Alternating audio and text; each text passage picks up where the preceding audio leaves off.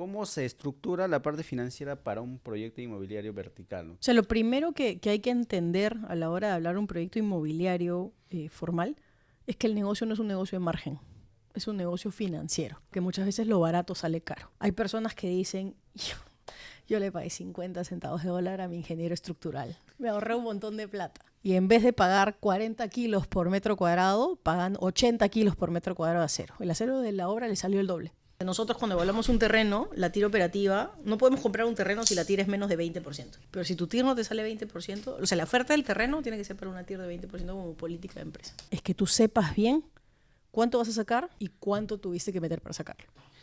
Bienvenidos a este nuevo capítulo de nuestro podcast Foco Inmobiliario. Hoy ya tenemos una invitada de lujo, Pamela Gálvez, directora de Andiamo Inmobiliaria, con muchísimos años de experiencia, nos ha visitado.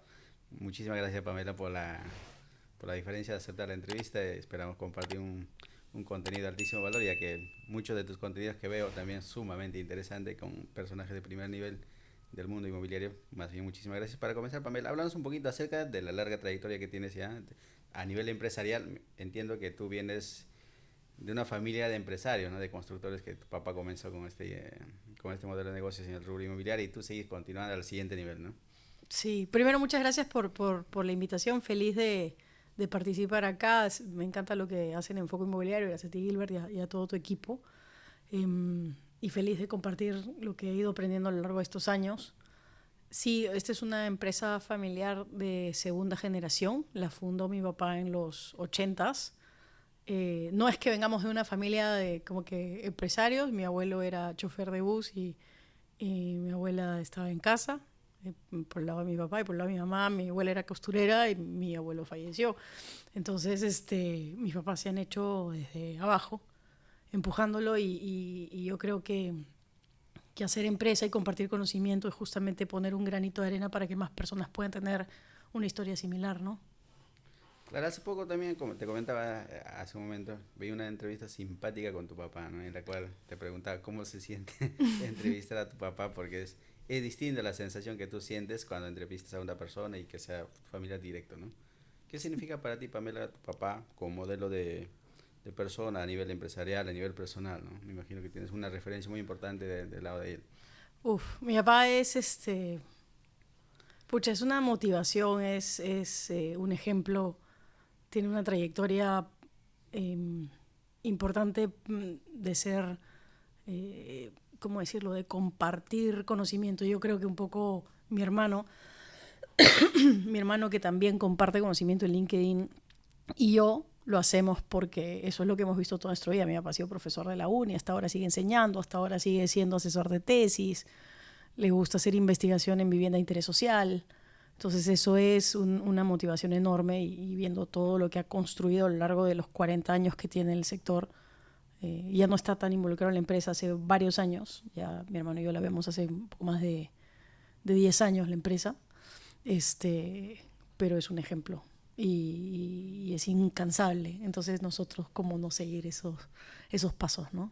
Entiendo que tú antes de comenzar en el rubro también estabas en otra rama, porque en una entrevista contaste, ¿no? Que antes de involucrarte en la empresa también tuviste la oportunidad de abarcar en otros aspectos, ¿no? Sí, o sea, he pisado obra toda mi vida. Los domingos me acuerdo que íbamos a obra a ver cómo iban las cosas. Hice mis prácticas en la empresa, estando en la universidad, pero yo, la verdad es que en el comienzo no quería ni estar en la empresa, ni estudiar ingeniería civil. Entonces, un poco que luché contra el tema, casi me cambié de carrera cuando estaba en séptimo ciclo, quería negocios. Eh, Hice mis prácticas, comencé a trabajar en lo que en esa época era Nextel. Yo sentía que me faltaba bastante el tema de comunicación porque terminé estudiando ingeniería civil. Estudiando ingeniería civil te falta, pues tienes, digamos que un fundamento técnico muy fuerte, un fundamento teórico muy fuerte, pero te faltan aspectos comunicacionales, de ventas. Entonces yo dije, oye, si me falta eso, voy a irme a trabajar a algo que sea completamente opuesto a mi carrera. Entonces, un poco que comenzó mi carrera profesional así. Y terminando la universidad, antes de terminar la universidad ya me había metido a estudiar un par de cursos a ESAN de gestión de proyectos, de contabilidad, de economía, etcétera, pensando en más adelante hacer una maestría. Hice la maestría en administración de empresas, me fui fuera. Y estando allá ya tenía un par de opciones laborales para consultoría, que era algo que me llamaba bastante. Y al final mi papá tuvo un tema de salud y mi mamá me dijo, oye, vente, hay que chambear. Así que dejé mis chivas y me regresé. Y dije, pucha, este no era mi plan, ¿no?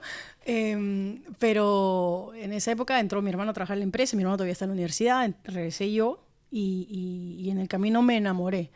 Y me acuerdo como que de varias pinceladitas de cómo fue ese enamoramiento con la carrera, no con la carrera, ¿no? Con el negocio, y era, me acuerdo de algunas historias particulares. Nos compró un depa una señora que tenía una peluquería.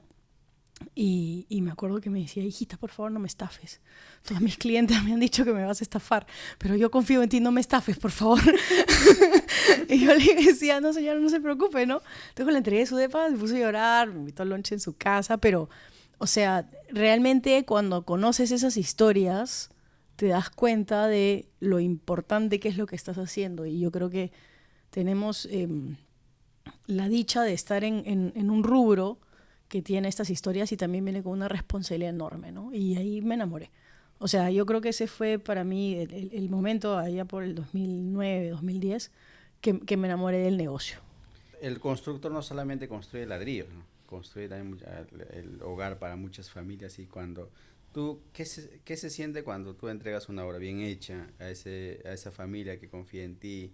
Porque algunos constructores me dicen, ¿no? Muchas familias, cuando tú entregas un buen proyecto acabado, así como estipulan el contrato, te abrazan, tienen el recuerdo más importante de su vida. ¿Qué se siente cada vez que tú entregas a una familia, ¿no? No solamente construyen para familias, sino también hay inversionistas detrás, ¿no? Pucha, es indescriptible. Sí, es una responsabilidad enorme. Yo siento, no sé, ¿cómo decirlo? Sí, yo creo que la palabra es una responsabilidad bien importante de que tú estás construyendo no solamente en dónde van a hacer sus historias, su patrimonio, el legado que le dejan a sus hijos, el sitio que consideran seguro, ¿no? Entonces, es una responsabilidad muy, muy grande y es bien chévere, yo ahora que tengo hijas, pasar por un lado y decirle, oye, ese edificio, ¿no? Yo participé en eso, porque finalmente tampoco es que sea yo. La construcción la hacen personas, la hacen manos que también se esmeran y también están buscando un sustento para su familia, que también construyen cosas para su propia familia, ¿no? Entonces encima es una cadena de valor bien simpática en donde hay un equipo detrás, ¿no? Bastantes personas detrás. Hay una cadena de un montón de cosas que tienen que darse para que este sueño se concrete. En tu experiencia de tantos años, de estos años, ¿cuál ha sido el reto más importante, ¿no? En el tema de construcción, ¿no? Porque el constructor tiene muchísimos retos, ¿no? Primero buscar el terreno ideal para construir, después toda la logística que se maneja, la fluctuación de los precios. Hemos visto en la pandemia, ¿no? Un fierro que costaba 20 soles, terminó costando 50, 60 soles. O sea, yo creo que el reto más importante que tenemos como desarrolladores inmobiliarios es cuando tú no tienes una previsión de qué es lo que podría pasar. Entonces no tienes como que una estabilidad de condiciones, ¿no? ¿Por qué? Porque tú cuando te embarcas en un terreno, que ya de por sí, como lo comentaste, encontrar el suelo correcto es un reto, te estás casando con un proyecto por varios años. ¿Ok? Entonces tú medio que tienes que prever aspectos normativos, aspectos constructivos, aspectos de producto, o sea, pensando en qué va a necesitar la persona no ahorita, sino de aquí a 2 años que tú todavía sigues vendiendo. Y no tener estabilidad en estos rubros es probablemente lo que yo considero más difícil, ¿no? Entonces, por ejemplo, tener inestabilidad normativa. Entonces tú dices, oye, yo voy a comprar este suelo y en este suelo yo estimo, por la norma actual, que pueden ser 15 pisos. Y de pronto cambia la norma y te dicen, no, es retroactivo. Entonces tú pagaste por 15 pisos y solo puedes hacer 10. Te destroza el negocio. Ahí muere tu negocio, ¿no? O un aspecto constructivo, lo que comentaste de la pandemia, ¿no? Ahora que hay guerra, ¿qué va a pasar con el fletes? Porque un montón de cosas se importan. ¿Cómo va a impactar en tu costo de construcción? O un aspecto de el producto que quiere la gente. Cada vez las personas, yo sé que hay como que una corriente en contra, pero cada vez las personas buscan espacios más eficientes, ¿no? Entonces no están dispuestos a pagar por 3 metros cuadrados de más. están dispuestos a pagar por exactamente lo que quieren. Entonces tú puedes lanzarte un proyecto con depas de 60 metros y, no sé, pues tu competencia hizo una mejor distribución de 57 metros y esos 3 metros cuadrados más que no le cobra el cliente y que el cliente tampoco está dispuesto a pagarte, los tienes que construir igual y no te los pagan. Uno te los paga al mismo precio. Entonces, hay, digamos, varias cositas que uno tiene que tratar de prever y meter en el análisis para poder embarcarse y tomar una buena decisión. Hay algunas que están bajo tu control y hay otras que no están bajo tu control, ¿no? ¿Cómo qué temas sería bajo nuestro control, bajo el control del constructor? Y también hay temas, me imagino que los precios no están bajo el control del constructor, ¿no? Yo diría que la mayoría no están bajo el control del desarrollador inmobiliario, ¿no? El mercado no está bajo tu control. Tú puedes hacer escenarios, ¿no? Ahora, por ejemplo, que se vienen elecciones. Tú haces tu escenario de, ok, mi ciclo del proyecto es tal y el ciclo de cualquier impacto electoral es tal, entonces tú tienes que salir antes de eso, de tu proyecto. Y si no, espérate pues a abril y en ese momento vas a saber a qué tenerte, ¿no? Y así sucesivamente, ¿no? En producto también tú puedes hacer un análisis, pero yo creo que nadie tiene una bolita mágica para saber exactamente cuál es el producto que va a pegar de la mejor manera. Que sí, obviamente, pues hay información, he visto varias de tus entrevistas, por ejemplo, Fernando hace estudios de ese tipo y con esa información tú, digamos que planteas un producto, pero a ciencia cierta no lo sabes, como en cualquier negocio, ¿no? En el aspecto normativo sí, yo creo que ha sido lo que más ha pegado en estos últimos meses, no tanto porque sea A o B, porque al fin y al cabo pues son las autoridades y hay que entender cuál es su planteamiento normativo. El reto supone la incertidumbre, ¿no? No saber, la predictibilidad jurídica, ¿no? Entonces, yo creo que eso es un poco lo que realmente está bajo nuestro control, es estudiar lo más diligentemente posible las cosas para en función a eso plantear el proyecto, ¿no? Y estructurarlo de esa manera. Ya que tocabas la tendencia hacia espacios más pequeños, porque antes el espacio promedio era 80, 90. ¿No? ¿A cuántos metros crees que en este momento es el departamento ideal para una familia, para un inversionista que sea atractivo en cuanto a precio y también espacio? Lo que pasa es que, para comenzar, las personas pasan por distintas etapas en su vida. Y algo que sí ocurre cada vez más es que uno necesita un espacio de vivienda dependiendo de la etapa de la vida en la que está uno. Tú mencionas una familia o un inversionista. No es lo mismo, no es el mismo público, no buscan las mismas cosas, no buscan la misma ubicación. La familia probablemente busca algo que esté cerca de los colegios de los hijos, que esté cerca del centro de trabajo, y el inversionista lo que va a buscar es que esté cerca a sitios donde alguien no quiera necesariamente comprar una vivienda. Entonces son públicos distintos, necesidades distintas, productos distintos, áreas distintas, ¿no? Si tú me dices hacia dónde va la tendencia, o sea, yo me guío en a dónde va la tendencia mundial. Cuando yo hice la maestría en España, yo vivía en un barrio que se llama el barrio Salamanca, que es un barrio bastante céntrico, y vivía en un monoambiente de 26 metros cuadrados y era feliz. ¿Por qué? Porque caminaba 10 minutos a mis clases y tenía todo cerca. Tenía el Corte Inglés cerca, el mercado cerca, el súper cerca, tenía todo cerca. No necesitaba más en mi vida. 26 metros cuadrados. Acá eso ya está prohibido. Ya no se puede, ¿no? Entonces, ¿qué pasa con algún estudiante que viene de fuera de Lima, que quiere estar en un sitio céntrico y lo obligan a buscar algo de 40 metros cuadrados? No es un momento de vida, ¿no? Ahora, si hablamos de familias, obviamente pues el espacio es distinto.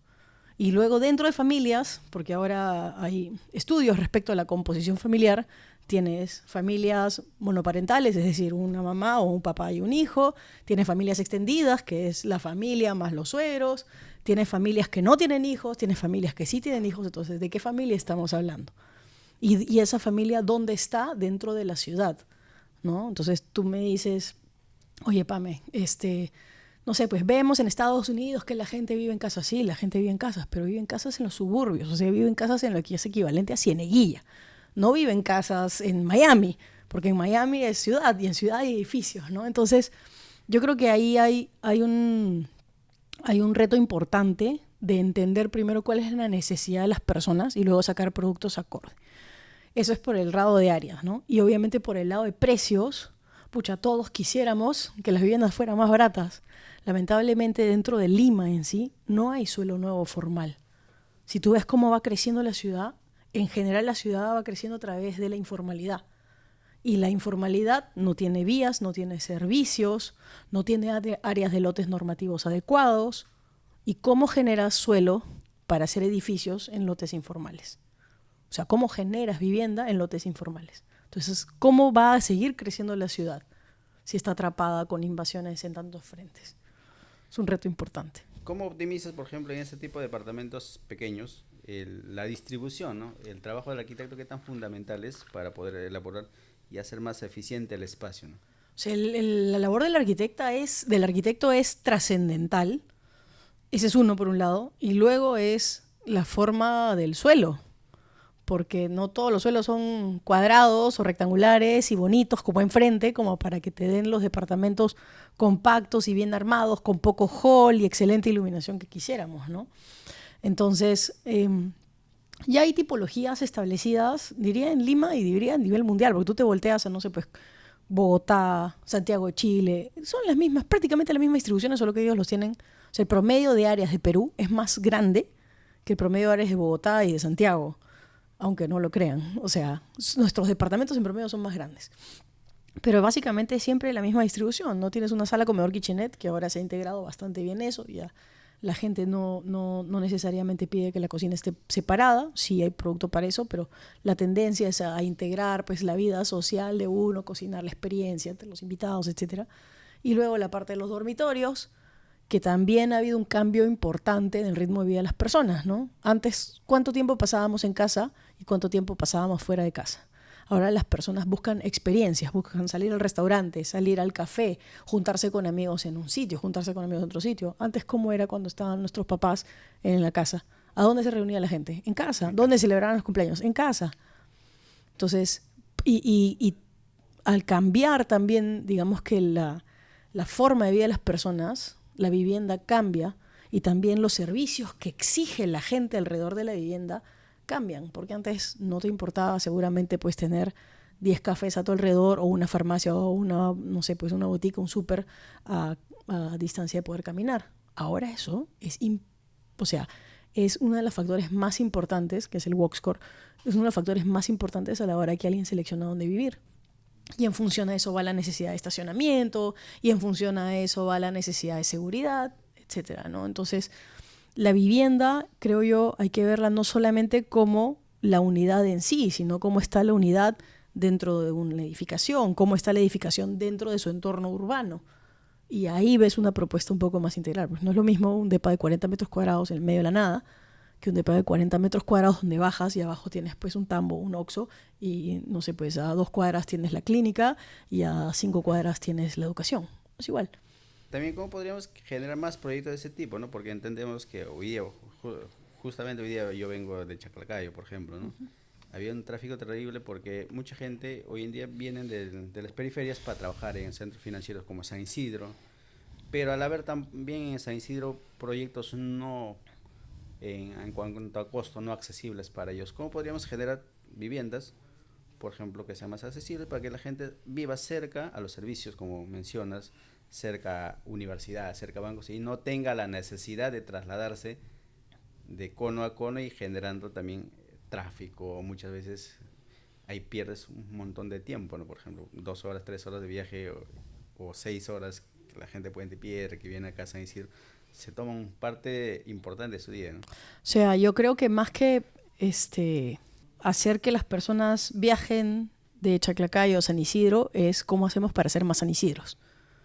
Porque, o sea, San Isidro tiene un espacio, creo que son uno de los distritos más pequeños del país. Pero tiene todos los servicios. Tiene todos los servicios, entonces lo que nosotros deberíamos estar buscando hacer más bien es tratar de replicar más San Isidros. Y que no sea solo un centro financiero, sino 10 centros financieros. O sea, ¿por qué, por ejemplo, no pensamos en que por el óvalo de Santa Anita sea otro polo de centros financieros?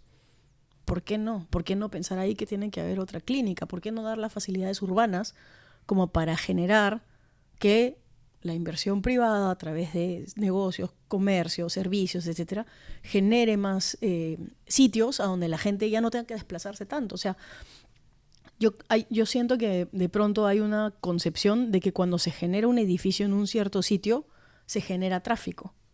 Pero realmente yo creo que cuando uno hace un edificio, baja el tráfico porque usualmente uno se muda a un sitio más cercano de los sitios a los que quiere ir, ¿no? Entonces, si tú estás lejos del sitio donde vas siempre, tienes que desplazarte. Y al desplazarte, ¿qué generas? Tráfico, ¿verdad?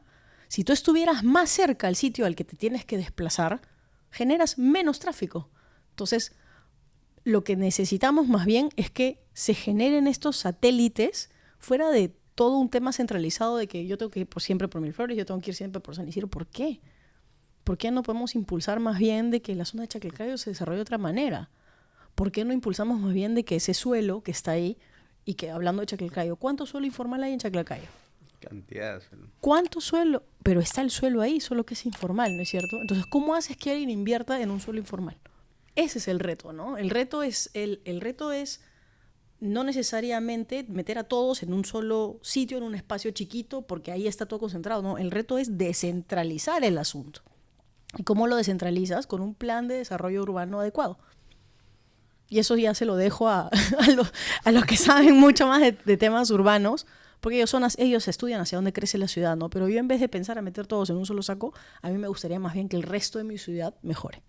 Claro, pero también vemos ciertos distritos, como se menciona, no hay servicios también. Ese es creo que el mayor reto para el constructor, porque al no haber suelos calificados con todos los servicios, con todas las factibilidades, optan también por desarrollar en lugares que ya estén consolidados. Es porque no tienes opción. ¿Y sabes por qué no tienes opción? Porque como la norma exige de que el que desarrolla es responsable de eso, a la hora que tú agarras y haces tus números y dices, oye, acá la gente puede pagar, no sé, $70,000. Ya, bacán. Yo quiero hacer que la vivienda cueste $70,000 ahí para que me la puedan comprar. Ves acá y dices, uy, no tiene factibilidad de agua y desagüe. ¿Y ahí cuánto cuesta eso? 100,000 soles por cuadra. ¿Y cuántas cuadras son? 10. Ahí se murió tu proyecto. Entonces te volteas y dices, acá no se puede, el siguiente. Entonces, no es que no haya demanda, no es que tú no quieras hacerlo, es que no se puede porque no te dan los costos. Y porque la vivienda termina pagando cosas que realmente es rol de otras instituciones. Es como los estacionamientos de visita. Tú te vas a otros países y literalmente hay estacionamientos debajo de prácticamente todos los parques. Todos los parques, abajo hay estacionamientos. Dentro de la ciudad, naturalmente, ¿no? Entonces, ¿por qué obligar a un edificio a que tenga estacionamientos de visita cuando eso debería ser el rol de cómo se acomoda la ciudad o del transporte público adecuado? ¿Por qué? Porque el Estado tampoco no participa, pero la vez pasada los amigos de ACE me decían, ¿sabes cuánto por ciento participa el Estado en el saneamiento? 1% me decían. Es un reto importante. Y sinceramente ¿cómo decirlo? La necesidad de vivienda es tan fuerte que lamentablemente las personas, así no tengan los servicios básicos, por tener una vivienda, van a irse a donde puedan. Y eso es lo que ocurre. Por eso hay tantas ampliaciones informales, por eso hay tanto nuevo suelo informal, por eso hay tantas invasiones, porque no tienen dónde vivir. O sea, Dios mío, la gente necesita un sitio donde vivir. Los que desarrollamos queremos hacer ese sitio donde vivir de forma formal. Pero si los costos no dan, no entras, pues. Entonces, ¿cuál creo yo que es el rol ahí? Se necesita propiciar infraestructura de instalaciones, ¿no? Redes de agua, redes de desagüe, facilitar el tema de accesibilidad de energía, fiscalizar que haya suelo nuevo formal. Ese es un reto bien importante, ¿no? Y sin eso, difícilmente vamos a lograr vivienda más económica. Claro, y hablando ya de la estructura comercial, ¿y cuáles son los aspectos más importantes? Porque entiendo que Ferro me contó que también eres especialista en la parte financiera de los proyectos. ¿Cómo se estructura la parte financiera para un proyecto inmobiliario vertical, ¿no? ¿Cuáles son los factores más importantes para decir, sabes que este proyecto es viable, es rentable para poder ejecutar? O sea, lo primero que hay que entender a la hora de hablar de un proyecto inmobiliario formal es que el negocio no es un negocio de margen, es un negocio financiero. ¿Ok? Y de hecho esa es la razón por la cual los desarrolladores inmobiliarios les es tan complejo ajustar precios, porque imagínate que tú tienes, no sé, pues un edificio y tus ventas son por 100, ¿ya? Y si tus ventas son por 100, tus costos serán por 88. Entonces tu margen es 12, ¿no? Entonces tú dices, oye, yo quiero vender 100 y tengo que meter 88. ¿Quién se mete en un proyecto de 3 años para ganar 12 invirtiendo 88? Nadie. Encima con todo lo que supone y la relación que debes tener con tu cliente y atender su postventa y las fiscalizaciones de todo el mundo que te fiscaliza, que si la MUNI, que si la SUNAT, etcétera, ¿no es cierto? Nadie. Entonces, ¿dónde está el negocio? El negocio está en que tú no inviertes 88. El negocio está en que tú eres formal, tienes un track record, viene la banca, que también te fiscaliza, y perfectamente bien, porque es una responsabilidad enorme la que tiene el banco, y ya no metes 88, metes solamente 22, la cuarta parte, o menos, 20. Entonces ahora tú ganas 12 de 20, no 12 de 88. Entonces no es lo mismo haber invertido, pues no sé, $500 y sacar 100 que meter $1,000 y sacar 100. Obviamente, pues si tú metes 500 y sacas 100, estás con una rentabilidad mucho más interesante que si metes 1,000 y sacas 100, ¿verdad? Es exactamente lo mismo. El desarrollador inmobiliario lo que va a buscar es solo meter 20 para sacar esos 12.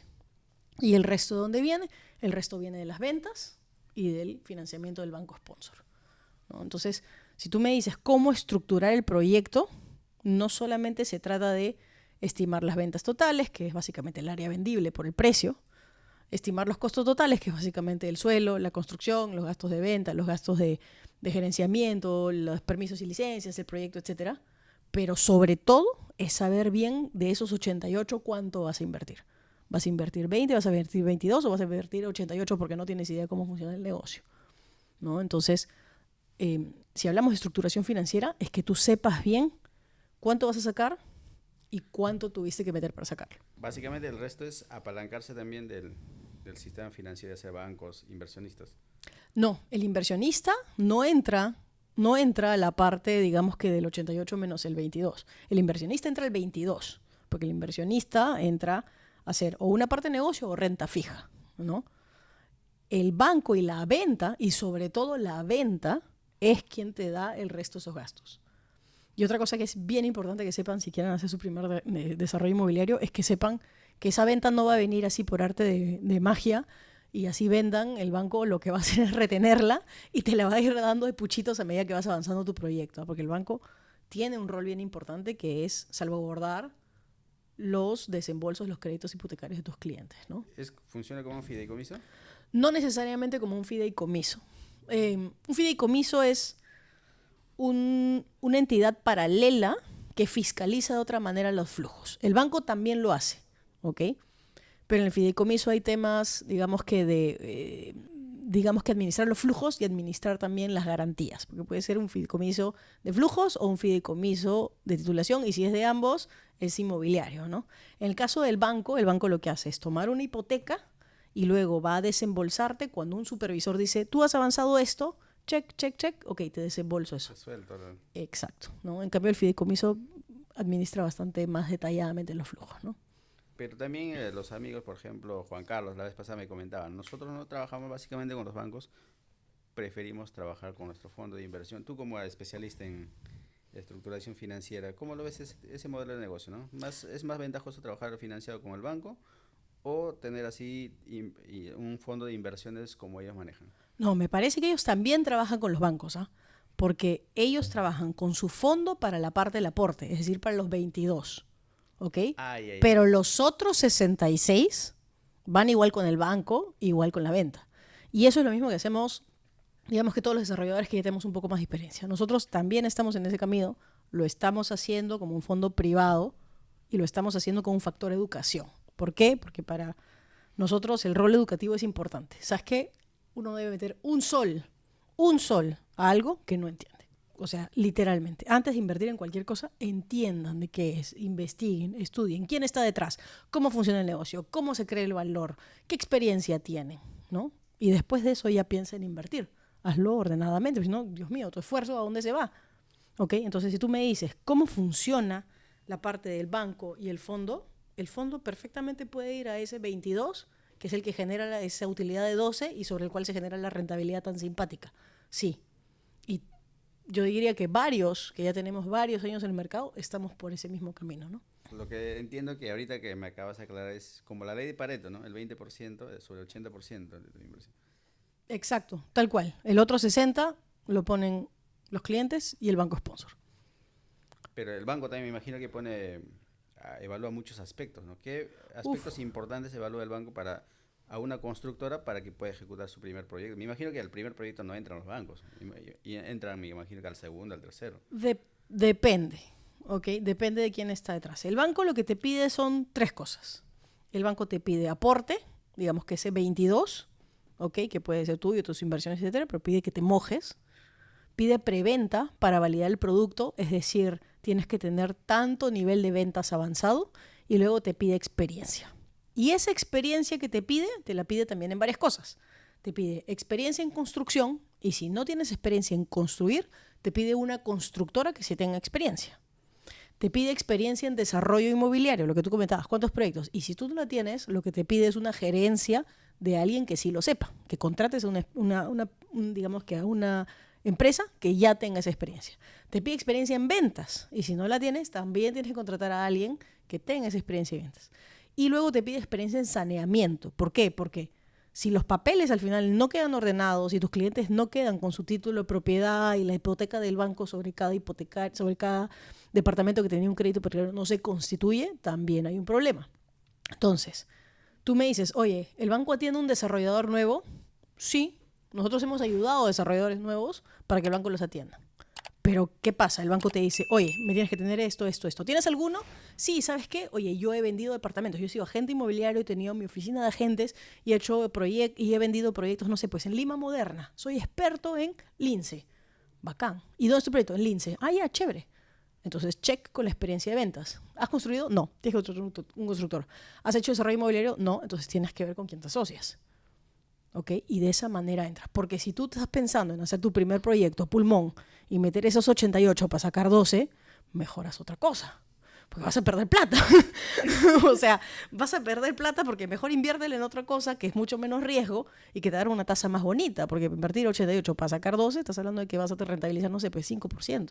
Y el desarrollador en general rentabiliza bastante más que eso, ¿no? Entonces, orden y entender el negocio antes de ver dónde entras. Y ahora, un montón de desarrolladores que no llegan a esas rentabilidades, lo que hacen es el primer proyecto lo hacen en conjunto con alguien. Nosotros tenemos ahorita proyectos en conjunto con desarrolladores que tienen experiencia en lotizaciones, que tienen experiencia en construcción, pero no tienen experiencia como desarrolladores. Entonces, ¿qué hacen? Se asocian. Y es un win-win para todos. ¿Por qué? Porque ellos consiguen el financiamiento del banco y nosotros seguimos creciendo, ¿no? Entonces, yo creo que antes de embarcarte en cualquier cosa, lo más importante es que lo entiendas. Y una vez que lo entiendes, ya puedes ir pisando en firme, ¿no? Claro, ya que hablas del primer proyecto para constructoras, ¿cuáles son los 3 factores, mencionamos unos 3, para que un empresario que quiera entrar en este mundo de la construcción o ya sea en los desarrollos pueda tener éxito, ¿no? Porque me imagino que hay muchos factores que finalmente decantan para que ese proyecto también tenga éxito y buen puerto para llegar. Sí, primero es hacer una evaluación de factibilidad objetiva, ¿ya? Y este es un error bien común. Dicen, oye, el mercado vende 1.800, ya, pero yo voy a poner mejores acabados y voy a poner a vender el 2.000. Mentira, no. O, ¿sabes qué? La construcción me la cotizan en 750. No, pero yo puedo ajustar acá y la hago con el maestrito y me sale 740. Mentira. Entonces, lo primero es hacer una evaluación de factibilidad objetiva.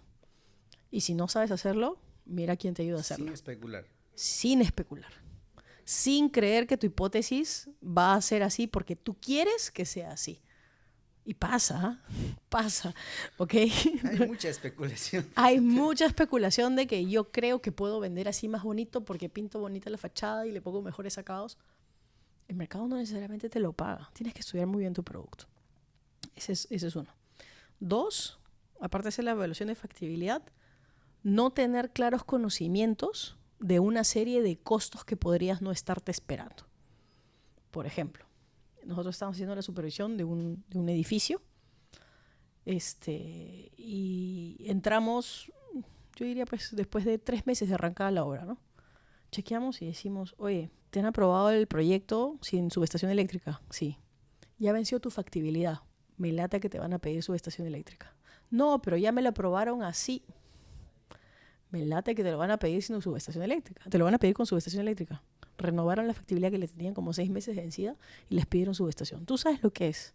Ya habiendo hecho sótanos, ya saliendo del casco, hacer un espacio para una subestación eléctrica, es atroz.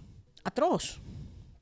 Han tenido que esperar que vence esa factibilidad, pedir una reconsideración y ver cómo resolverlo al final. Gracias a Dios, otro edificio terminó al costado y ese edificio le puso subestación, entonces ya no necesitaba. Pues no tenían cómo salir de ese problema, porque ya están vendidas cocheras, no estaba el espacio, no estaba la estructura diseñada para eso, ¿no?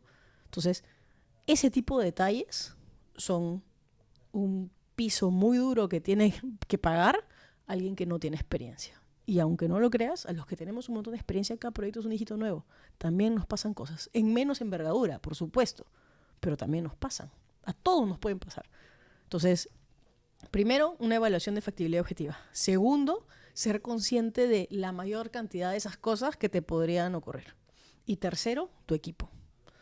O sea, y cuando digo tu equipo, me refiero a que muchas veces lo barato sale caro. Hay personas que dicen, yo le pagué 50 centavos de dólar a mi ingeniero estructural. Me ahorré un montón de plata. Y en vez de pagar 40 kilos por metro cuadrado, pagan 80 kilos por metro cuadrado de acero. El acero de la obra le salió el doble. Ni se enteraron. Entonces, en vez de pagar $0.50 más al estructural para que le afine el lápiz, pagaron 40 kilos más de acero por metro cuadrado todo su edificio. Y ni se enteraron. Literal, ni se enteraron. Entonces, un equipo correcto, de buenos proveedores, de buenos proyectistas, de buen equipo dentro de tu empresa, es lo que termina sacando adelante las cosas. Esos 3 puntos, creo yo, son claves. Claro, porque ya que me mencionas, es un reto muy importante, ¿no? ¿Por qué? Pero el rubro construcción, el rubro inmobiliario sigue siendo tan atractivo porque hay muchos factores, por ejemplo, más que factores son retos, ¿no? Para poder superar. Y desde tu experiencia, ¿cómo ves el tema, ¿no? Me imagino que hay muchas empresas que crecen más rápido porque también se rodean de muchísimos profesionales, así como tú mencionas, ¿no? Porque proyectos vemos por un montón, sobre todo hace poco en Trujillo lo que pasó. Uy, terrible. Entonces, me imagino que pasan por contratar profesionales, entre comillas, baratos, que finalmente a largo plazo termina costando más caro, ¿no? O sea, si tú me preguntas por qué tantas personas voltean al desarrollo rubro inmobiliario, claro. yo creo que es por una cosa bien básica, y es que es un negocio que tú tocas. ¿Ya? Tú montas un restaurante, ¿y en dónde se va tu inversión? En el local, pero sobre todo se va que en el chef, que en la planilla, que en los insumos, etcétera, ¿no es cierto? Y si tú quieres coger tus chivas e irte, ¿qué te llevas? Nada. O quizá algunas mesas de trabajo y el menaje y nada más. El resto se fue todo en planillas. Si tú haces algo mal en el sector inmobiliario, por lo menos tienes el terreno, ¿no es cierto? Tienes algo del edificio. Algo tangible. Es algo tangible, ¿no? Entonces, por eso es tan bonito. Y por eso tanta gente se va a hacer edificios, a pesar de que no entiende que la tierra no es tan bonita, pero por lo menos dice, acá quedó mi inversión, la toco, ¿no? Entonces, eso es la razón por la cual yo creo que el sector es tan simpático y por el cual creo que costo, digamos que, no, vamos a ver, rentabilidad-riesgo es tan bonito. Porque el riesgo que te corres finalmente, en gran medida, es algo que puedes tocar, que puedes recuperar, que mañana más adelante, pues, no sé, pues, puedes hacer algo al respecto. A diferencia de otro tipo de negocios, ¿no? Ya me olvidé cuál era la segunda pregunta, pero esa es la razón por la cual creo que todo el mundo entra al desarrollo inmobiliario o la construcción, como lo llaman, ¿no? Porque desarrollo es todo el concepto, ¿no? El producto, la venta, la elección del suelo. Y construcción es básicamente el edificio en sí, ¿no? No, muchos no lo vemos así, ¿no? En un negocio de restaurante tú no te llevas nada, pues, ¿no? En cambio, en una construcción, si no te sale bien las ventas, aunque sea puedes alquilarlo, puedes venderles un... Puedes hacer algo. Ahí, ¿no? Sí. Muchos no lo vemos desde ese punto. A veces cuando, como te digo, todos los días aprendemos, ¿no? Porque de eso se trata, ¿no? Porque el mundo de la construcción es amplio, ¿no? Hay varios factores también, ¿no? Pero... Y aparte de la estructura financiera, la parte de ventas también es fundamental. Tú manejas un equipo grande. ¿Cómo estructuras la parte de ventas para un proyecto inmobiliario de los proyectos que tú construyes, que tú desarrollas? Sí. ¿Cuáles son los aspectos más importantes para formar un gran equipo de ventas? Porque la venta es la sangre del negocio también, ¿no es cierto? Uy, la venta es, creo que todo. O sea, para que tengas una idea, estaba hablando con Roberto Barnechea hace un tiempo, ¿no? Roberto es un crack en finanzas. O sea, yo sé un poco de todo. Yo creo que como cualquier empresario que se va formando, aprendes un poquito de cada parte de tu negocio, ¿no? Pero luego de eso tú ves a gente pues como Roberto, como Fer, que son ya realmente los especialistas en una parte del negocio. Entonces te juntas con ellos y aprendes. Y él me decía, yo he hecho, no sé, pues 5.000 flujos con 3.000 modelos. Y me dice, ¿sabes, Pamela, cuál es lo más importante?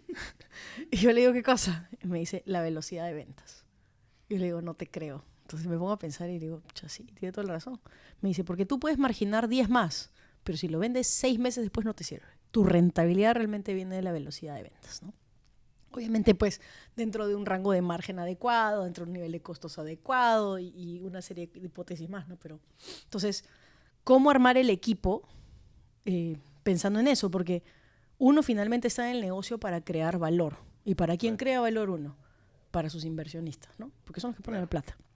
Entonces, si tú piensas en un equipo que debe estar orientado a la velocidad de ventas, tú piensas primero en hacer un producto atractivo para tu cliente, ¿no? Tú piensas en comunicarlo adecuadamente, ¿no? Tú piensas en atender que el precio sea el que puede pagar, ¿no? Entonces, ¿cómo se arma eso? Para mí no es solamente el equipo comercial o el de marketing. Para mí es realmente el involucramiento de varias áreas. En la concepción del producto participa la gerencia, participa ventas y marketing, los vendedores, el área de proyectos, el área de obra, que esto se puede, que esto no se puede, cómo lo hago más eficiente acá, qué le pongo acá, ¿no? Y lo que nosotros aplicamos últimamente para conseguir producto es lo que se llama Target Value Design. Yo tengo una hipótesis de que la gente me puede pagar hasta tanto. Ya. ¿Qué es lo mejor que yo le puedo dar dentro de ese precio? O sea, yo voy a mi target value, que es el valor al que quiero llegar, y diseño para poder llegar a ese precio. Y le doy todo lo que puedo dentro de ese precio. Nos ha funcionado muy bien. O sea, literalmente muy bien. Y luego tienes que aceptar también que por cómo es el terreno, a pesar de que, no sé, pues yo tengo un proyecto ahorita con 5 depas por piso. 4 están lindos y uno es el patito feo. Ese patito feo tienes que ver cómo lo vas a impulsar. Porque te salió con más área, porque la distribución no era tan agraciada. Los otros 4 bellos, preciosos, se venden así al toque. Siempre hay tu estrellita por ahí, ¿no? Claro. Pero tienes que ser consciente que también vas a tener un patito feo por ahí. O bueno, ya si tu proyecto es muy grande, probablemente no tengas ningún patito feo, ¿no? Pero nosotros que, digamos, no somos grandes, no somos enormes, hacemos proyectos, no sé, pues entre 50 y 100 departamentos, me salen pues patitos feos. Entonces ya sabes que ese patito feo va a tener un menor precio por metro cuadrado, vas a tener que tratar de colocarlo rápido para que no te quedes con el patito feo al final, etcétera, ¿no? Entonces, armas primero tu producto, porque hemos estado hablando ahorita de producto. Y una vez que armas tu producto, ya tienes que ver cómo lo comunicas, cómo incentivas a tu fuerza de ventas, cómo haces tus mediciones de los canales, del costo de adquisición de cliente y data, ¿no? Ya digamos que va bajando hasta llegar al llano, ¿no? Y de ahí lo otro importante es que también seas consciente de que tu relación con el cliente no acaba cuando tú le vendiste el departamento. Tu relación con el cliente no acaba. A mí me refieren clientes que tienen 20 años con nosotros, que ni siquiera los atendí yo, ¿ok? Que ni siquiera los atendí yo, pero me escriben y me dicen, oye, Pamela, he visto que están haciendo tu proyecto. Bueno, Pamela, ¿no? Me escriben en la empresa. He visto que están haciendo el proyecto en la Avenida Brasil y yo compré un edificio de ustedes en la Avenida Brasil en el 2003. ¡Ah, bacán! Sí, oye, qué contento. Dame la información del siguiente proyecto. Tenemos más de 20 años en la Avenida Brasil, ¿no? Entonces, ese tema también es bien importante, ¿no? Saber que tu relación con el cliente trasciende el proyecto y la entrega. Claro, ya que me hablabas de relación con el cliente, ¿qué tan importante es la postventa después del proyecto? Porque muchos me comentabas pasando con Juan Carlos hablaba de que en Estados Unidos, por ejemplo, su trabajo del desarrollador comenzaba cuando entregaban el proyecto.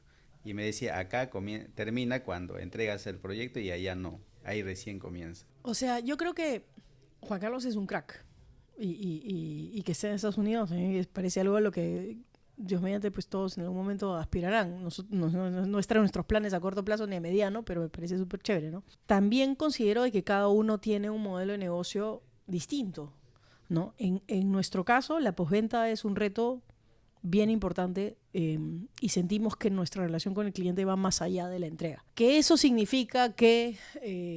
también genera ¿cómo costos. decirlo? También. Exacto, que eso significa ¿Usted que lo ve hayan... como costo o como una inversión?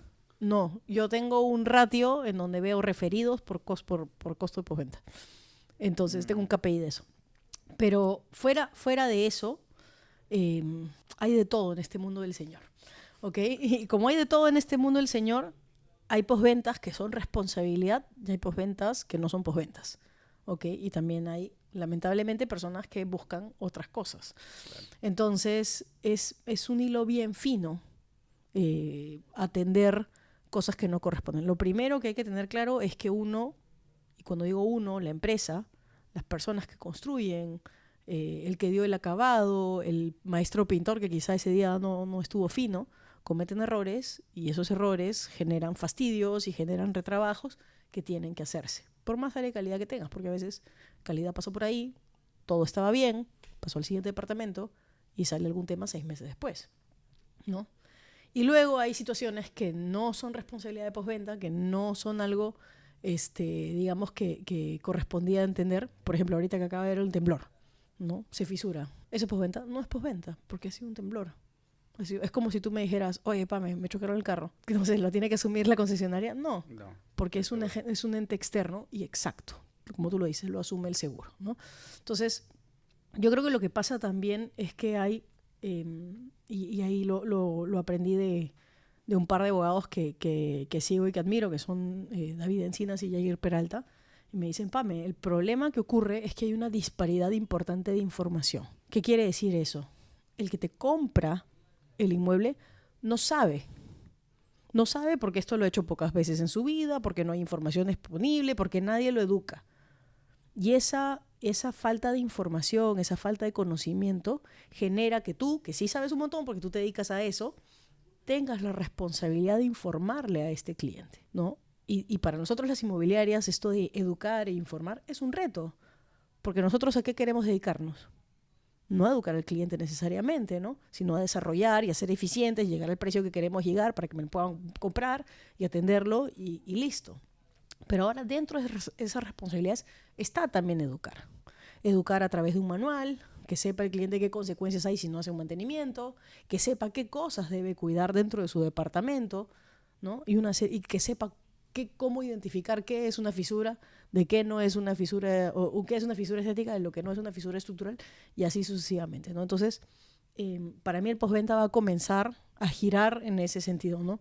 En el sentido de que hay que comenzar a educar más al cliente, informar más al cliente para que ya el medio un poco que le coja más, digamos que, sabiduría a cómo proceder con esas cosas. Una sabiduría similar a la que ya se tiene con los carros, ¿no? En donde tú sabes perfectamente pues, que después de tantos meses tienes que hacerle mantenimiento. Y si no le haces mantenimiento, ¿qué pasa? Se puede fundir el motor, ¿no? Y una serie de cosas más. Son aspectos muy importantes a tomar en cuenta, ¿no? Uh-huh. Pero más allá de la postventa, todo, ¿qué factores también son más importantes, ¿no? En relación cliente-constructor? Porque me imagino que tú tienes muchos inversionistas que te compran 1, 2, 3 veces. ¿Y cómo evalúas también el tema de los leads que llegan de los referidos? Uh-huh. Porque me imagino que esos costos son menores a la venta normal que en promedio que se genera. ¿Son realmente menores? ¿Tener a tu cliente contento después de tanto tiempo realmente es un costo menor? No sé qué decirte. ¿Cómo le evalúas el costo de...? O sea, el canal de referidos, que representa más o menos un 10% de nuestras ventas actualmente, no es que necesariamente sea un costo menor. Quizá puedes verlo como un costo menor porque no tuviste que invertir en pauta, porque claro, no tuviste que invertir, no sé, pues, necesariamente en una caseta o yo qué sé. Pero realmente el costo lo tuviste cuando hiciste bien las cosas en todo el proceso, ¿no? Entonces, ese costo es bien difícil asignarlo, pero hay un costo ahí, ¿ok? Ahora, ¿cómo mides eso versus otros canales? ¿Okay? Lo que nosotros hacemos es hacer un embudo de conversión con costo de adquisición de cliente por canal. ¿Qué quiere decir eso? Yo tengo, no sé, pues, mi pauta digital en Facebook. Mi pauta digital en Facebook generó, yo qué sé, 100 leads. De esos 100 leads que generó, 50 nunca me contestaron. porque ahora más o menos es el ratio, ¿ya? Y 50 me contestaron. De esos 50 que me contestaron, tantos, ¿cómo se llama? No calzaban con el producto. Hay que trabajar la pauta, ¿no? Tantos generaron visitas. Yo qué sé, pues no sé, el 8 o 10% generaron visitas, ¿no?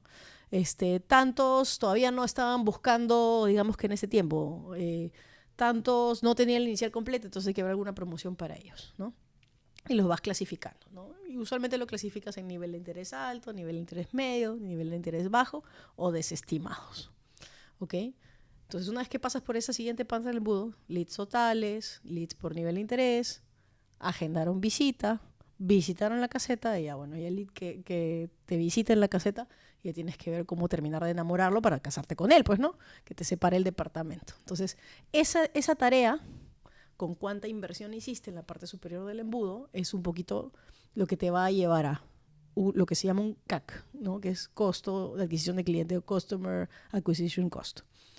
Y tú luego mides eso por cada uno de tus canales, ¿no? Lo haces en Facebook, lo haces en Google, lo haces, no sé, pues en feria, etcétera. Y en función a eso vas viendo en dónde metes tus balas, porque claramente las balas no son infinitas. ¿Por qué? Porque el margen que tienes de 12, que hablamos hace un rato, tampoco es infinito. Entonces tienes que ver cómo eres eficiente con esas cosas, ¿no? Eso también me parece sumamente interesante. Pero ¿cómo estructuras, por ejemplo, los presupuestos para cada segmento de la operación? Ya sean las ventas, las construcciones, materiales, mano de obra. ¿En qué porcentaje se estructura en una construcción, por ejemplo? Es que no lo puedes hacer por ratios, porque no hay... No hay costo fijo, mejor dicho. No hay un costo fijo. Dime tú, ¿cuesta lo mismo hacer una pauta en Barranco, en Miraflores, que hacer una pauta en Lurín? Te puedo decir entonces que claramente no va a ser el mismo porcentaje ni el mismo costo de adquisición de cliente, ¿no? ¿Cuesta lo mismo una obra que tiene 22 pisos igualitos que una obra que tiene 4 pisos? No. Entonces, no son ratios, no son porcentajes. ¿Que hay rangos? Sí. Yo te puedo decir que el terreno no debería costarte más del 20%, que la construcción más o menos te va a costar el 55%, que los gastos de venta y marketing van a ser más o menos un 5%, que la gerencia va a ser más o menos entre 3 y 7%, ¿no? Que tus gastos de proyectistas van a ser, no sé, 1 y pico por ciento. Sí, seguramente te puedo decir. Pero esa es la realidad de un proyecto típico, multifamiliar, de no sé, pues entre 20 y 100 departamentos con ciertos matices, ¿no? Pero si tú estás pensando en hacer tu primer proyecto inmobiliario en un terreno de 180 metros cuadrados con 4 pisos y 2 estacionamientos del Retiro, fijo que tu estructura de costos va a salir distinta, ¿no? Y hay que hacer el análisis correspondiente. ¿Te acuerdas que hablamos de las 3 cosas? Claro. La primera es saber que no es por ratios. Hay que hacer la tarea, hay que estimar. Oye, ¿esta obra cuánto me cuesta? No, yo he visto que allá en Pueblo Libre la obra te cuesta $530 metro cuadrado. Y acá en Los Olivos va a costar igual. No, en Los Olivos me salió casi 600. Y los acabados eran similares. Y yo tenía que ser consciente de eso, ¿no? Entonces, piano con ese tipo de cosas. Pero también, como te dices, cada distrito es un modelo diferente, costos diferentes.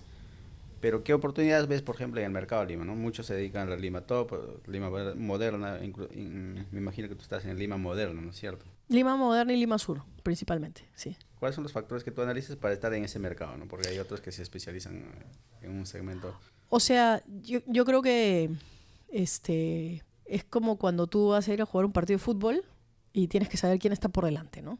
Entonces, yo sé cómo es mi equipo, a qué está acostumbrado, cuáles son sus ventajas, sus desventajas y en dónde puedo competir yo. Si yo me pongo a pensar que mi equipo, por ejemplo, o mi marca está lista para ir a competir a un Lima Top Non Plus Ultra con un montón de empresas que tienen años y hacen edificios a lo Manhattan, voy a patinar. Yo no soy lista para ese partido, yo estoy lista para otro partido, ¿no? Entonces, ¿a qué partido o en qué partido me he preparado yo? A nosotros nos gusta ese mercado que, a pesar de que hayan subidas y bajadas en la economía, se mantenga relativamente estable. Cuando la economía está arriba, no es el más rentable, pero cuando la economía está abajo no se para, ¿ok? Entonces, quizá un Lima Top es súper rentable y es más rentable que nuestro mercado habitual. Sí, pero ¿qué pasa cuando la economía se para? De pronto se para duro, ¿no? Entonces, ¿a qué nos gusta enfocarnos nosotros? Yo creo que la mayor parte del bolso de la demanda efectiva está hacia departamentos de, no sé, entre 300, 350 mil soles, 2, 3 dormitorios, en distritos que no estén muy alejados, dígase Lima Moderna y Lima Sur. Y de Lima Sur ya me pongo a pensar en un sur chico, porque mucha gente está ya comenzando a ver eso como una alternativa de primera vivienda, en donde probablemente 50% de los clientes aprueban un crédito directo y el otro 50% tiene que ir por un ahorro casa, pero en general son personas que ganan, no sé, pues entre la familia entre 7.000 y 10.000 soles y con eso pueden pagar la cuota del departamento que yo armo. Y eso de ahí, vaya bien la economía o vaya mal la economía, ahí caminan, ¿ok? Entonces, esa es mi estrategia. Y así como yo tengo esa, otras inmobiliarias tienen estrategias también distintas. Hay inmobiliarias que dicen, oye, yo voy a hacer techo propio masivo para las personas que tienen que sustentar, que no ganan tanto más. Bacán. Son proyectos de varias etapas, con otro modelo de negocio completamente distinto, ¿no? Hay otros que dicen, no, yo quiero algo súper exclusivo porque con 10 departamentos me voy a vender lo que tú vendes en 2 años. Ven ticket. Bacán. También funciona. Entonces tú tienes que ver cómo son tus piezas y dónde vas a armar tu partido, ¿no? Esas piezas. Exacto. Pero también otro factor importante es el de los estacionamientos. ¿Cómo se calcula cuántos estacionamientos debe tener un proyecto? ¿Es un estacionamiento por cada departamento? ¿Cómo evalúas ese tema, ¿no? Las proporciones de... Uy, yo te voy a contar una anécdota. Nosotros hicimos un proyecto en Barranco, ¿ya? Es un proyecto de 15 depas, 16 depas. Y tuvimos 2 estacionamientos por cada 3 depas, ¿ya? Y terminado el proyecto me sobraron. Me compré un terreno a 1 cuadra. Y dije, ya no va a pasar esto que me sobran estacionamientos. Es el mismo producto. ¿Para qué voy a hacer más? Escúchame. Me quedé sin estacionamiento prácticamente y sufrí horrible con los últimos departamentos porque ya no tenía suficientes cocheras. A 1 cuadra de distancia. Mismo producto. ¿Tú tienes idea del reto enorme que es estimar los estacionamientos? Yo quisiera que sea tan fácil como cumplir el 1 cada 3 que te pide la norma, pero no. El desarrollador inmobiliario tiene que tratar de entender quién va a vivir ahí, si van a tener cochera, si no van a tener cochera y por qué la necesitarían, ¿no? Y luego, incluso en el camino, ver si tu hipótesis fue correcta y si no, ver cómo la corriges de alguna manera, porque también puede pasar. Dios mío, no sé cómo nos equivocamos, somos humanos, ¿no? Claro. Entonces, me gustaría decirte, oye, a ciencia cierta, yo calculo que para los departamentos que tienen 3 dormitorios, que están a 2 cuadras de una avenida, el ratio de estacionamientos es 43.23%. Es una hipótesis. Lo estudias, lo analizas, planteas tu hipótesis y luego pa'lante. Y si ves que no te estaba caminando, o manejas con el precio, o ves si puedes hacer un cambio todavía en tus planos, o ves qué haces. ¿Ok? Porque lo peor que puede pasar es que no reacciones al respecto, ¿no? Yo, cuando veo, oye, ¿cómo mi rato de estacionamientos? Sube el precio. ¿Puedo hacer más? No, sube el precio. Caballero, tienes de otra. Y esperar que no te pegue con la velocidad de ventas, ¿no? Pero es así, oye, se me están quedando. ¿Y ese medio sótano que hemos hecho para 5 cocheras más se necesita? No, chao. Estás a tiempo. O ya no estás a tiempo, baja precio. Porque lo peor que puede pasar es que te quedas con un edificio con, no sé, pues 10 estacionamientos ahí sentados y pagando el mantenimiento y luego la incomodidad de los clientes porque los puedes vender a alguien que no está viviendo en el edificio, tienes todo el derecho a hacerlo, pero le generas una incomodidad a los clientes. ¿Pudiste hacer algo al respecto? No. Y peor todavía es cuando la norma te pide 1 cada 3, tú agarras y dices, no me van a comprar 1 cada 3, pero lo tienes que hacer. Eso es horrible. Y también pasa. Pero ¿cómo saneas eso, no? Porque la norma te dice 1, pero si no vendiste los estacionamientos, ¿qué hacemos con ese producto? Tienes que salir a ver a quién se los vendes, caballero. Y pasa también. Yo tengo amigos que se han quedado con estacionamientos, que se han quedado con depósitos y le mandan saludos a la norma, ¿no? Pero nos pasa. Así son las reglas de juego, ¿no? Yo prefiero tenerlas claras. Así diga, pucha, pues lo metí en el flujo, ya sabía que no lo iba a vender o no sé, pero pasa. Son las reglas de juego. Son las reglas del juego que tenemos que jugar todos. Sí, porque no vas a hacer otra cosa que no sea cumplir 1 cada 3, tienes que cumplirlo, ¿no? Si es la norma, tienes que cumplirla. ¿Un estacionamiento cada 3 departamentos a partir de cuántos pisos? ¿O hay también parámetros para eso? No, es instinto. Esa regla de 1 cada 3 es para vivienda de interés social. Hay otros sitios que te piden 1 cada 1,5, hay sitios que te piden 1 por 1, hay sitios que te piden 2 por 1, hay sitios que te piden 2 por 1 más 33% de visitas. Ya depende, ¿no? Entonces, es usualmente el mapa, digamos que de una ciudad dada está dividida por sectores, por áreas de tratamiento normativo. Y en función del área de tratamiento normativo y la zonificación exacta que te toca, tú puedes hacer ciertas cosas u otras, ciertos metrajes u otros, ciertas densidades u otras y ciertos estacionamientos u otros, ¿no? Y el otro tema que te quería preguntar es que tú ya tienes muchos años de experiencia. ¿Cómo son las normas de convivencia que elaboran ustedes para los proyectos que entregan, ¿no? Súper generales. Es que eso yo creo que tú le tienes que dejar, digamos que un punto básico al cliente, pero no te vas a meter tú a establecer cómo van a convivir ellos, ¿no? Y los puntos básicos creo que ya están estandarizados en el mercado, ¿no? Que son básicamente pues, que uno paga, digamos que su mantenimiento funciona en el área techada, que el área techada refleja el porcentaje del bien común, que todos tienen que pagar indistinto al piso en el que estén,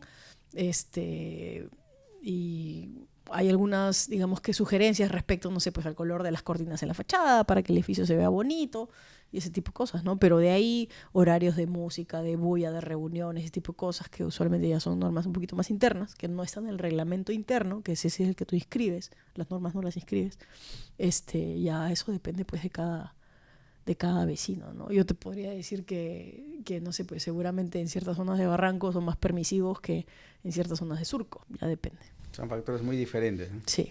Y hablando de otro tema, Pamela, tú generas muchísimo contenido. ¿Cómo nace el podcast que tú manejas, no? ¿Cuál es el propósito del podcast que generas? Como persona me imagino que quieres impactar la mayor cantidad posible, que tienes un propósito ahí. Háblanos acerca de los contenidos que tú haces, ¿no? He visto muchísimas entrevistas tuyas sumamente interesantes con personajes de primer nivel. Yo creo que lo que pasa es que uno estando en el negocio tiene el privilegio de poder reunirse con personas que saben más que uno. No, pero no todos tienen ese privilegio. Yo tengo mucha suerte. Y de hecho el mismo podcast me ha abierto puertas de poder hablar con personas que yo decía, ojalá algún día lo conozca, y el podcast te abre la puerta de que vengan a sentarse contigo, ¿no? Y no Entonces, me vas a decir a mí. entonces eso es abrirle una ventanita que el resto también tenga un poquito de ese privilegio que tienes tú, ¿no? ¿Cómo nació? Literalmente puse un story, oye, no sé, pues, en el Instagram, ¿qué les gustaría que haga, no? Curso, evento, podcast, y todo el mundo puso podcast, y dije, bueno, voy a hacer un podcast. Y así nació la idea. Y lo hago ahí medio que malabareando en mis tiempos porque, o sea, crear contenido no es mi chamba, yo chambeo en la inmobiliaria, pero es mi hobby, es mi pasión, me gusta hacerlo, aprendo un montón y encima ayudo a personas, entonces es bien bacán, tiene una sensación bien bonita. Muchísimas gracias, Pamela. Ha sido sumamente interesante conocer. Para ella terminar, Pamela, 3 recomendaciones a las personas emprendedoras, empresarios que quieren comenzar en este rubro. ¿Cuáles serían tus recomendaciones, ¿no? Para que ellos puedan tomar en cuenta desde el largo conocimiento que tú tienes, ¿no? La primera recomendación es que, creo que es un poquito lo que hablamos hace un rato, ¿no? Claro. Asesorarse, entender cómo funciona el negocio, entender de dónde se genera el valor, ¿no? Segundo, a veces ir acompañado es un poquito más caro, o puede parecer un poquito más caro, realmente no lo es. Muchos desarrolladores dicen, no, me voy a ahorrar en tal o cual cosa, y luego no se dan cuenta en el análisis completo que realmente no era un ahorro. Y usualmente cuando lo ponen en blanco y negro se arrepienten. Y dicen, bueno, ya yo pagué mi derecho de piso, pero pudieron haber pagado bastante menos, ¿no? Y tercero, hacer las cosas bien.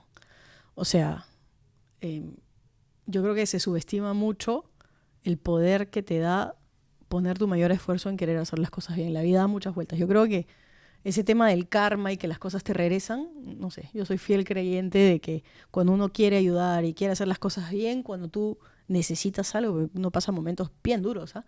Como desarrollador inmobiliario, bien duros. Pucha, de pronto alguien te estrecha la mano. Entonces ese también es una recomendación que yo daría, ¿no? Con tu equipo, con tu gente, con tus clientes, con tus proveedores, con tus amigos, con las personas que conozcan. Así es. Muchísimas gracias, Pamela. Ha sido un gusto. Déjanos tus redes sociales para que la gente, para la comunidad te pueda seguir, pueda disfrutar de tu contenido también, Pamela. Pueden seguirme en LinkedIn, Pamela Galvez, o si quieren en Instagram o en TikTok, negociosinmobiliarios.pe. Muchas gracias a ustedes, la verdad. Muchísimas gracias, Pamela. Esto ha sido un contenido sumamente interesante con Pamela Galvez, directora de Andiamo. Así que nos ha compartido su experiencia. Así que tomen todas las recomendaciones, ¿no? De una persona que tiene muchísima experiencia en el tema de construcción. Muchísimas gracias. Gracias. Nos vemos. Nos vemos.